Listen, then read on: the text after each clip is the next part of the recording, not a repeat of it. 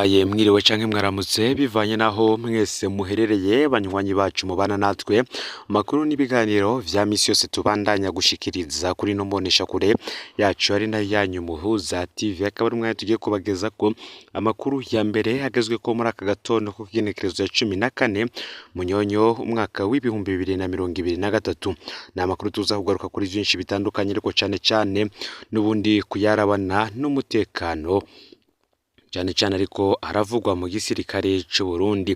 Turaza kugaruka kuri ubu nkuko twaraye tubagajije kibikorwa biriko bibera muri état majoro. Turaza kubabwira ivy'umusirikari hakomeye kuri ubu apfungiweyo ndetse nico ari kuzira gusa cyo tuba twababwiye ko nuko ariko arazira idosiye y'ibiriko birabera mu gihugu ca Republika iharanira intwaro rusangi ya Kongo.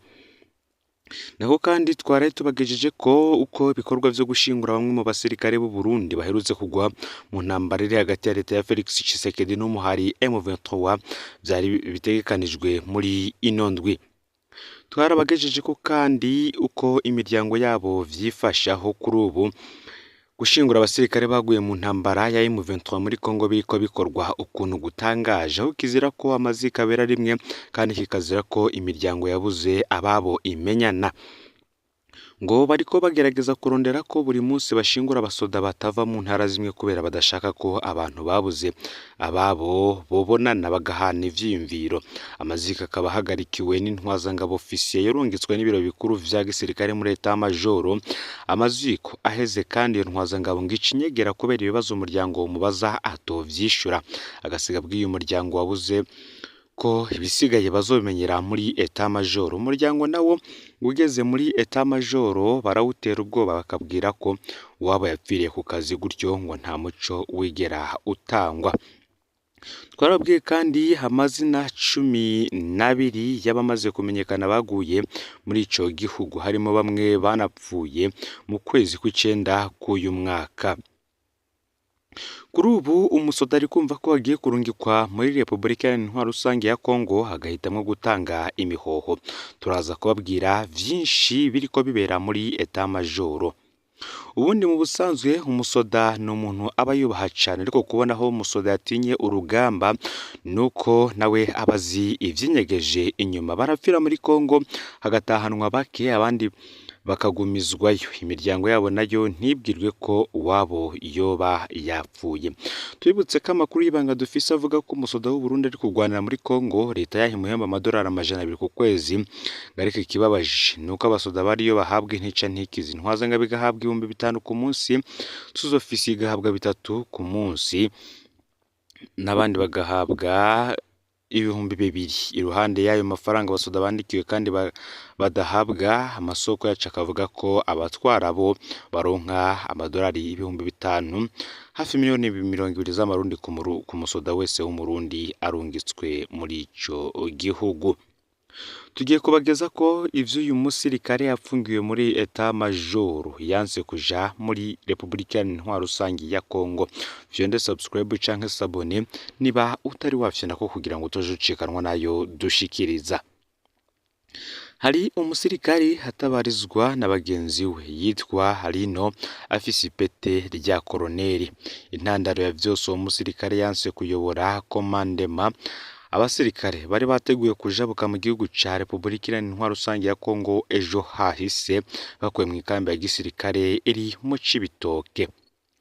Amakuru dufise yemeza ko uwo musirikare yahamagawe akuyiwe i Bujumbura ashitse mu Cibitoke yaciye abwirwa ko ahawe kuyobora abasirikare bagira baje muri Kongo.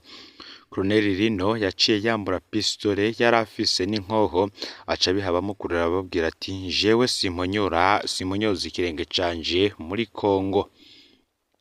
Mwikambi ya gisirikare mu Cibitoke baciye batelefona muri état majoro i Bujumbura babamenyesha ko Colonel Rino hagararije yanse kuyobora abasirikare muri état majoro. Murantunge yanze kuyobora abasirikare bagiye kugwanira mu gihugu ca Republika y'Intwaro rusangi ya Kongo.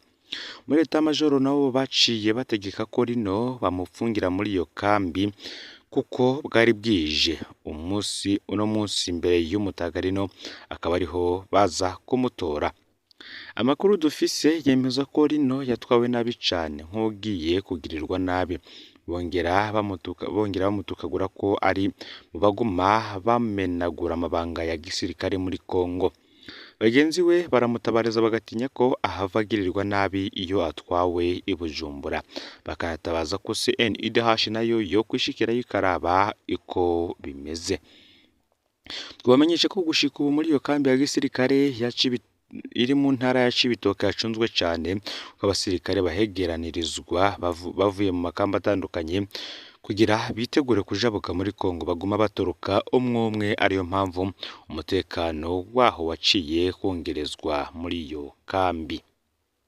Nawe rero ibazaho umusirikare afise ipete rya koloneli ageza aho kwanga misiyo abahawe n'igihugu, bivuze ko amakuru ari y'ibibera muri Kongo nawe ariko arayakurikirana. Kuri ubu impembo umusoda agiye muri Repubulika Iharanira Intwaro Rusange ya Kongo yemererwa nuko avuyeho acarungikwa muri Somalia akaba ariyo ndoto ya buri umusoda. Hano hari ikibazo gikomeye cyane, ingabo zose ziri muri Somalia zizoba zatahanywe muri Ruheshi umwaka w'ibihumbi 2024. No kuvuga ko hariho abariko barajanwa muri Repubulika Iharanira Intwaro Rusange ya Kongo batazoja muri Somalia, bazogera kugenda ivya Somalia bitakivugwa. Ni nayo mpamvu ngo bamwe mu basirikare batanguye gutoroka iyo babwiye kuja muri Repubulika Iharanira Intwaro Rusange ya Kongo. Bamwe baravuga icese ko badashobora kwiyahura bagwanira ivyo batazi, bahitamwo gupfungwa hanyuma bakitahira iwabo. Ngo ni n'akamaramaza gatangaje aho bakiva mu Burundi ku kibuga c'indege ca Bujumbura Melchior Ndadaye, abasirikare bari barungitswe muri Kongo bambuwe ibendera ry'u Burundi bari bararahiriye ko bazogwanira gushika gupfa, bakambika umwambaro w'igisirikare ca Kongo, bambikwa ibendera ry'ikindi gihugu. Ico bagiye gukora bakibwiye ngo bageze i Goma, ariko ari nabwo babwiwe ko bagiye kugwanya umuhari M23.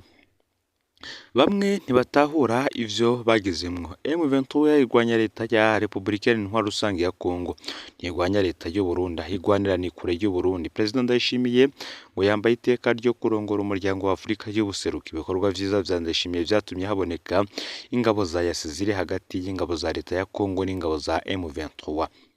Perezida wacu yubashwe nk'umuhuza mu matati, kandi muri Kongo hariyo ingabo z'u Burundi zubashwe zambaye umwambaro n'ibendera ry'u Burundi. Abasoda bacu bo ntibatahuye ingene bajanwe mu bubeshi bambikwa umwambaro wundi. Benshi baje bati ese umukuru perezida wacu yoba abizi? Ngayo rero amakuru y'ingabo zarungitswe mu gihugu ca Repubulika Iharanira Intwaro Rusange ya Kongo, aho bamwe kuri ubu bari no kwanka kujayo. Mu yandi makuru kandi reka tubabwire ko abantu babiri mu ntara ya Cibitoke bari bashengejwe bagirizwa gutoroka hamwe n'ubusuma. Umuyabaga yashengejwe ku caco gutoroka ibohero, ubundi mugabo washengezwa yagirizwa ubusuma. Hari mu rubanza rw'ikibireraho muri sentare nkuru y'igihugu ya Rumonge mu manuko bushira burengero bw'igihugu. Keve Bigirimana, umuyabaga wo muri quartier Birimba mu gisagara ca Rumonge, yaraciriwe gupfungwa imyaka 2 no kuriha ihadabu ry'ibihumbi 5 vy'amarundi yagirizwa gutoroka ibohero ry'abana rya Rumonge n'agasho k'igipolisi ca Rumonge. Yari yahagaritswe yagirizwa ubusuma mu ntango z'ukwezi kwa Munyonyo.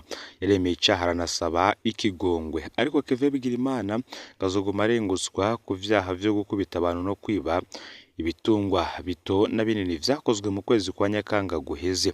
Sentare ikaba itaraburanishije izo manza mu kibiriraho cyo ku wa gatanu w'indwi iheze. Salomo Bayubahe nawe wo ku mutumba Gitwe muri zone Buruhukiro muri komine n'intara ya Rumonge yaciriwe gupfungwa imyaka 2 n'amezi 6 yagirizwa ubusuma.